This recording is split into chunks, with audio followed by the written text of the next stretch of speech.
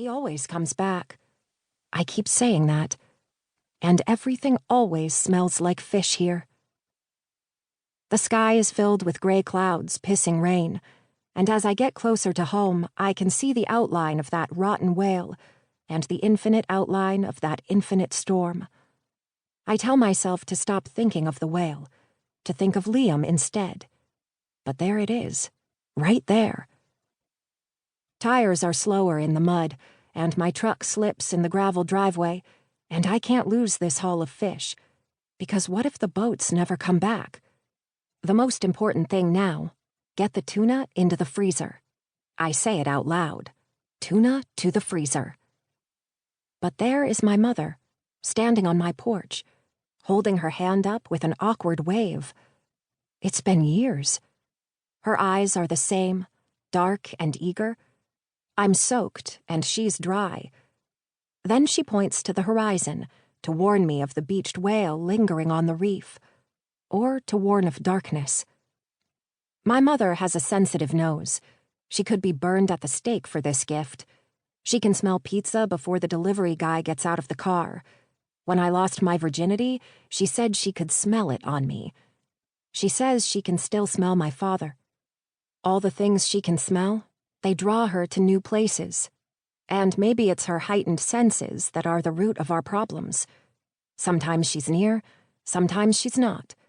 And sometimes she says that she can smell when I need her, by a tinge of smoke in the air. This dead whale perfume is polluting the entire leeward side of Winter Island, and it's beginning to seep into the cracks of my skin. But it's not the worst thing to happen to us. Today, I do not want to see my mother, because today she will compare everything to this rotting whale. Our lives, our sadness, our dead. I haven't seen her in 3 years, haven't heard her voice in 2, and haven't received a letter in at least 6 months. But here she is, waving and pointing, like she's the first to discover the body of a whale. "Can you help me get the tuna into the freezer in the garage?" I ask. "That's how you greet your mother?" she asks. "But I didn't know you were coming," I should have said. And other things.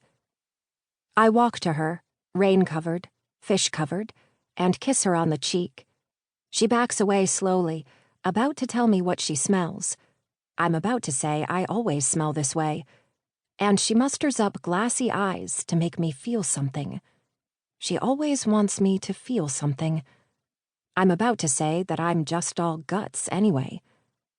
"You must have known I'd be here for your wedding," she says. Her nails are acrylic and red, like her mother's were, and she's inside my house, touching everything with the plastic tips of her fingers, organizing stacks of mail on the dining table, rearranging my spice rack. She's checking for dust and grime. She nears my face and holds my chin in her fingertips, and she tells me I'm flushed. "That fire is warm," I say. "You're nervous," she says. "Cold feet." There's a blanket of white fog. We can barely make out the vast green fields from the windows. But still, my mother says she can make out the mound of the whale's belly if she squints her eyes at the shoreline.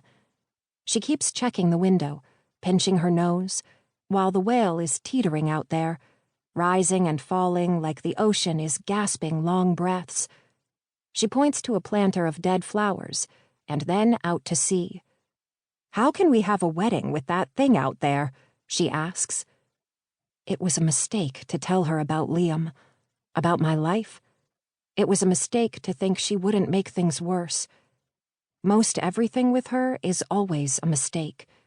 She's nitpicky about my garden, the whale, the fog, everything. I could tell her what I really think of her, or at least what I think of her nails. "You shouldn't have planted those roots so early," she says. Roses are nestled in beds that trace the perimeter of my house. I tell her I want to be buried right beneath them. "They are so full this year," I say. She's rustling through my cupboards and makes no remark on their emptiness. My mother has always arrived unannounced and quick to tell you what she thinks, about anything.